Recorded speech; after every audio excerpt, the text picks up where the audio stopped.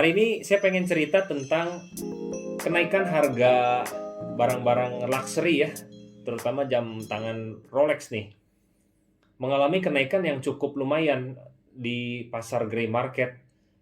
Mungkin sekitar 10-15% gitu, ada beberapa yang naik sekitar hampir ke 20. Contoh deh teman-teman, kayak sebenarnya belum tentu kenaikan lah ya. Maksudnya 10-15%, 20% itu pun dari harga grey market lagi ya, bukan dari harga authorized dealer. Kalau dari harga authorized dealer sih, authorized dealer banyak yang udah naik 2 kali, 3 kali gitu ya. Kayak Daytona itu hampir hampir 3 kali ya, 2,5 kali gitu. 2,5 ke hampir 3 kali lah yang barunya. Cuman kayak jam tangan yang baru nih, yang new release kemarin kan barangnya udah banyak yang keluar nih.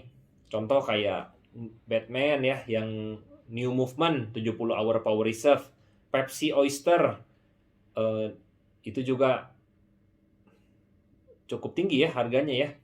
Kalau Batman terakhir saya cek, salah satu toko paling rendah jual 280 juta.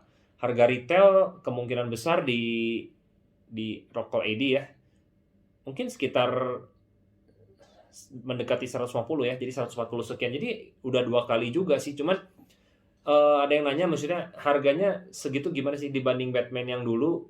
Memang perbedaan bisa sekitar 40 jutaan ya. Hanya beda power reserve aja gitu. Ya menurut saya sih, di sini nanti saya video ini akan dijelasin lah lebih baik gimana.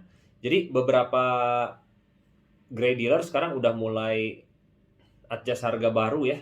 Terus kemarin terakhir sempat lihat Sky Dweller Blue yang Jubil bracelet itu 450 juta ya, dijualnya di salah satu toko yang mungkin salah satu harga yang cukup oke lah gitu.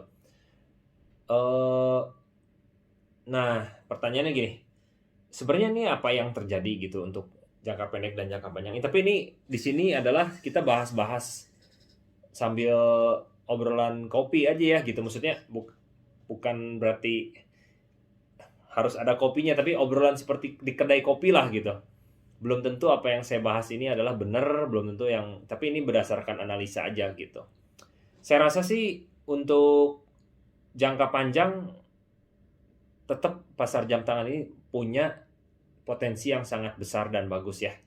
Karena yang terjadi di dunia ini ya, tentang money printing lah, terus apapun lah yang terjadi di dunia ini, eh, dimulai 50 tahun yang lalu ketika Presiden Nixon itu melepas standar emas ya dari pencetakan dolar gitu. Jadi harusnya kan di backup oleh emas, tapi semua standar itu dilepas. Ya udah, inflasi besar-besaran atau yang disebut dengan hyperinflasi terjadi gitu. Saya dengar berita juga di Rusia ya, Rusia kerjasama sama Nigeria sama Arab Saudi gitu.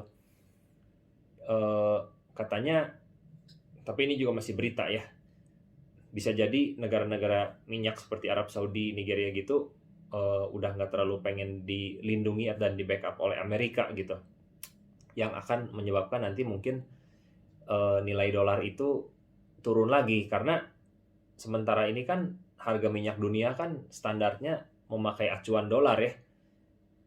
Jadi dolar itu kan banyak dipakai untuk transaksi dunia gitu, tapi nanti kita nggak tahu gitu. Nah, ketika dolar turun ya, barang-barang seperti emas, seperti jam tangan yang udah punya apa namanya nama seperti Rolex, Patek Philippe, Audemars Piguet, biasalah teman-teman, tiga besar itu ya. Vacheron juga mulai naik ya, Vacheron Constantin gitu, yang overseas ya, steel overseas, ada yang normal biasa, jam biasa, ada yang dual time, sama yang ada yang chronograph ya, itu mulai naik sih. Jadi harga Vacheron, selamat Anda yang dulu mungkin pernah membeli Vacheron Constantin di tahun-tahun yang dulu ya, di harga mungkin sekitar yang di bawah 300 ya. Dulu di retail tuh masih banyak, 250-an lah kurang lebih. Sekarang udah mencapai 450, jadi udah hampir double retail juga gitu. Nah anyway, jadi jangka panjang sih tetap punya pasar dan market yang masih punya potensi yang besar gitu di perjanjian. Jadi harga bisa masih cenderung naik. Cuman dalam short term, nah ini kalau kalau teman-teman beli untuk apa dulu? Jadi kalau untuk beli, memang Anda happy, memang Anda kepingin gitu ya, ya udah sih saran saya nggak usah mikirin harga, beli aja gitu, beli aja. Memang Anda pengen buat fun, buat happy, suka, udah beli aja gitu. Nah, terus kalau misalnya Anda beli buat spekulasi jangka pendek, ya udah tinggi sih teman-teman. Ya, ini apa yang terjadi dengan kenaikan gini ya biasa kan kalau dilihat market ya pasar saham sekarang udah mengalami pemulihan walaupun sekarang lagi diambang-ambang nih mau naik lagi atau turun dulu gitu kan. Kalau tentang pasar kripto pun sama ya walaupun kelihatannya di akhir tahun masih bisa mengalami kenaikan tapi ini bukan apa ya bukan berarti Anda harus ngikutin bukan. Karena dari sejak Mei pada saat turun banget pasar kripto kan udah mulai naik lagi. Nah, itu mungkin orang-orang yang jual jam tangan juga tahu gitu mengenai hal ini. Jadi ya dia naikin harga jamnya gitu. Tapi mungkin tahun depan ketika mengalami koreksi lagi ya di pasar entah itu saham atau kripto gitu atau investasi-investasi yang ada, ya bisa jadi itu menjadi penurunan atau koreksi juga untuk pasar jam tangan, nggak ada yang nggak mungkin gitu. Nah, jadi kalau untuk short term mungkin tujuan untuk invest jangka pendek menurut saya jangan beli. Kalau untuk jangka panjang memang Anda juga untuk happy-happy ya silahkan ya. Terus kalau Anda mau coba yang punya budget banyak itu Anda boleh langsung ke local AD ya, authorized dealer. Jadi kalau dulu kan ini yang Anda punya budgetnya kalau dulu kan untuk memulai pertama kan start dari Datejust ya, Datejust aneh-aneh lah, Tuton dan lain-lain. Saran saya Anda langsung aja ke Daydate gitu, karena sekarang Daydate pun mengalami harga yang cukup stay value-nya tuh bagus gitu di pasar gray market. Jadi Anda langsung request-nya Daydate aja gitu. Daydate yang simple lah teman-teman, yang jangan terlalu aneh-aneh lah, yang misalnya white gold, terus dialnya juga hitam, biru gitu, hijau atau mungkin yang yellow gold atau rose gold terserah Anda lah. Jadi yang standar aja yang masih manis gitu dilihat bukan yang aneh-aneh gitu. Nah, jadi Anda request Daydate untuk VIP Anda. Terus kalau misalnya Anda berikutnya Anda bisa request jam-jam sport yang Anda mau dengan cara antri ya. Tapi kalau untuk mereka yang cari steel sport ya untuk apa nih untuk dipakai misalnya. Kalau untuk dipakai sih saya confirm dan cukup yakin Anda beli second aja. Jadi kalau Anda yang memang memulai pengen punya steel sport start dari entry level ya, entah itu Submariner, entah itu GMT Master, Daytona udah bukan disebut entry level sih karena harganya udah 400-500 ke atas gitu. Kalau Submariner masih bisa lah di bawah 200 gitu.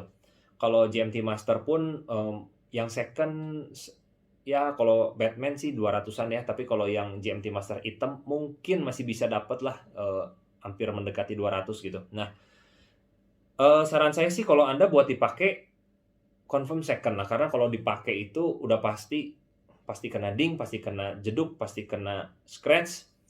Ngapain mesti beli baru kalau menurut saya ya. Even Batman juga hanya beda power reserve gitu, nggak usah lah beli baru menurut saya sih gini. Jadi tapi balik lagi kan kadang-kadang ada kepuasan tersendiri gitu. Jadi aduh saya pengen banget nih steel sport tapi gimana nih dengan harga? Ya udah daripada Anda cari yang baru ya tahun 2021 fokus kepada box kartu yang baru gitu. Anda pengen nggak ada apa namanya nama orang lain, udah fokusnya second aja sih. Cuman balik lagi ya kalau Anda tetap mau ya terserah Anda. Hari ini singkat aja sih videonya seperti itu. Semoga bisa membawa manfaat untuk Anda. Pandemi masih ada ya guys. Saya harap kalian semua sehat. Bisnis juga mungkin naik turun ya, nggak mudah. Enjoy aja teman-teman, hari ini bisa makan, bisa hidup, bisa nabung, udah bersyukur ya. Ingat perbanyak outdoor activity teman-teman, olahraga gitu, istirahat yang cukup, dan semoga Anda semua bisa menjalani melalui masa-masa yang tidak mudah ini dengan oke ya. Jangan lupa kita terus berdoa gitu ya biar teman-teman terus dipelihara lah sama Yang Maha Kuasa ya. Oke, itu aja teman-teman. Thank you guys. Sampai jumpa di video berikutnya.